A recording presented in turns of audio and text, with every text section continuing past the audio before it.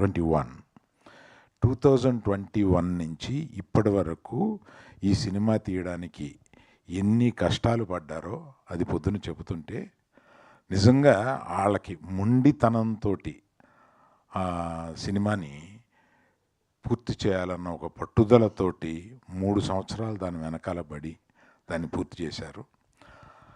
అలాగా అంత పట్టుదలతో పూర్తి చేసినందుకు ఇవాళ నరసింహస్వామి ఆయన భార్యకి ఇంతటి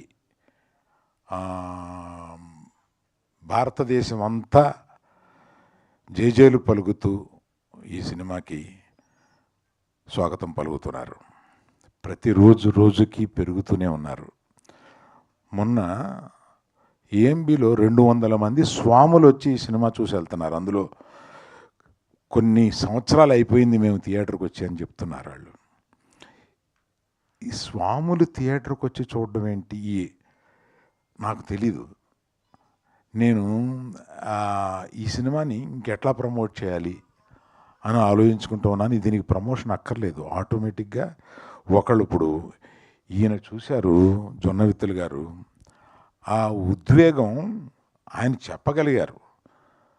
అది ఆయన చెప్పలేకుండా ఉద్వేగం ఫీల్ అయ్యి ఇంట్లో వాళ్ళకి పక్కింటి వాళ్ళకి చెప్పే ఒక సందర్భం ఈ సినిమాకు ఉన్నది. అలాగే యాక్చువల్గా తనికెళ్ళ భరణి గారికి జొన్నవిత్తులు గారికి నేను ఒక రకంగా కృతజ్ఞత ఎలా చెప్పాలంటే, మా గీతా ఫిల్మ్ డిస్ట్రిబ్యూటర్స్లో అడిగారు, ఏమండి ఇది నెక్స్ట్ మన నిర్మాత దర్శకులు వస్తున్నారు కదా, అప్పుడు మనం చీఫ్ గెస్ట్లుగా ఎవరిని పిలిస్తే బాగుంటుంది అని అంటే, నేను తడుముకోకుండా మనం పిలిస్తే పెద్ద పెద్దవాళ్ళు వస్తారు కానీ ఈ సినిమాకి పిలవాల్సింది భరణి గారిని జొన్నవిత్తులు గారిని పిలవాలి, నేనే వాళ్ళకి ఫోన్ చేసి రమ్మని చెప్తాను అని ఇమీడియట్గా వాళ్ళకి ఫోన్ చేస్తే, ఈ సినిమా గురించి ఆల్రెడీ విన్నామండి, అబ్బో గొప్ప సినిమా అంట కదా అంటే, ఇవాళ సాయంత్రం మీరు వీలు పెట్టి కుటుంబంతో సహా మీరు వెళ్ళి ఈ సినిమా చూడండి అని త్రిబులిలో వారికి ఏర్పాటు చేస్తే వాళ్ళు చూసి ముగ్ధులై ఇప్పుడు చెబుతున్నా, ఇది చూస్తే ఇటువంటి సినిమాని చేయడం మహద్భాగ్యంగా ఫీల్ అవుతున్నాను. ఈ నరసింహస్వామి ఈ సనాతన ధర్మాన్ని నమ్మిన, ఇక్కడ ఉన్నవాళ్ళంతా ఈ సనాతన ధర్మాన్ని నమ్మిన వాళ్ళు.